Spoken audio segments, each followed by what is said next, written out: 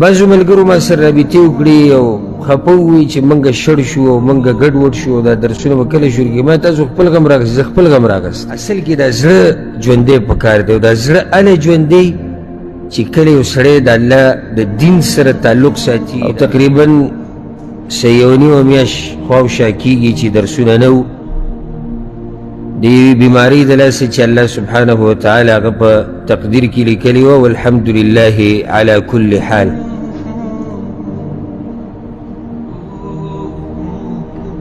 یو پیر بیا یو انسان ته موقع میلاوېده د دین د بیانولو یا د دین د اورېدو. دا لوی نعمت دی د الله سبحانه وتعالی او لوی توفیق دی. یعنې که زه درته خپله خبره وکړمه او دا به مبالغه نه وي چې دا میاشت یو نیمه لکه سړی چې مړي ساه پکې نه وي. د دین سره تعلق، د دین بیانول، د دین ازده کول، دې سره زړه ژوندی په دې کار نه کېږي چې ستا په بدن کې صرف ساه کته برځي. دا که ته صرف د بدن ژوند یادوې نو په دې ژوند سره ډېر ژوندي دي، خو دا فایده نه ورکوي هغه چې انسان ته آخرت کې ګټه ورکړي. اصل کې دا زړه ژوندی پکار دی او دا زړه هله ژوندی چې کله یو سړی د الله د دین سره تعلق ساتي، د هغه د دین ازده کوي، بیانوي.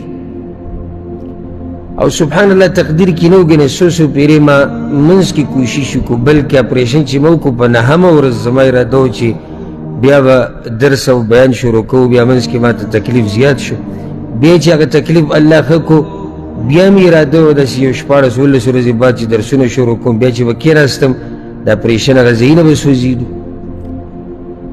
الغرض یعنی ما دا زده کړه دا خبره او تاسو ته ما څو څو پیرې مخکې هم بیان کړې ده چې بغیر د دې دین د زده کولو نه او د دین د بیانولو نه او د دین په مجالسو کې د ګډون نه موږ هېڅ هم نه یو.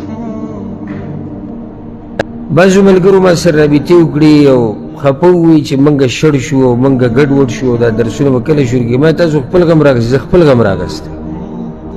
ستاسو خپله خبره پرېږدئ، زه خپل غم راغستی یم، ځکه چې دا ایمان دا کمیږي او زیاتېږي، دا په یو ځای نه وي ولاړ. یو سړی روزانه قرآن او حدیث یا بیانوي یا یې اوري. یو سړی په میاشتو، په ګنټو، په هفتو په ده باندې وخت واوړي، نه دی د الله خبره اوري نه د پیغمبر. د دې دواړو په ایمان کې د ځمکې او د اسمان فرق دی، د ځمکې او د اسمان. یوازې دا نه ده کافي چې ته ماته دا وایي چې ما خو به مونځ کوو. مونځ به دې کوو صحیح ده، خو چې هغه مونځ به دې هم څنګه کوو هغه هم الله اعلم، هغې کې به دې هم پته انشاءالله د توجه وکړه نه وه. خو دا قرآن او حدیث نه دی او د دې دا بیان، د دې دا درس، دا داسې لکه ته چې بوټي ته اوبه اچوې او دې بوټي ته چې څو پورې ته اوبه اچوې نو دا بوټی ژوندی تر و تازه وي. چې دا اوبه دې مې بندې کړې دی مړاوې شي، ورو ختمېږي. دغه شان دا ایمان دی چې د ایمانی مجالسو نه لرې وي او د علم د مجالسو نه دا ایمان مړاوې شي، مړاوې کېږي او داسې دا په کته رواني.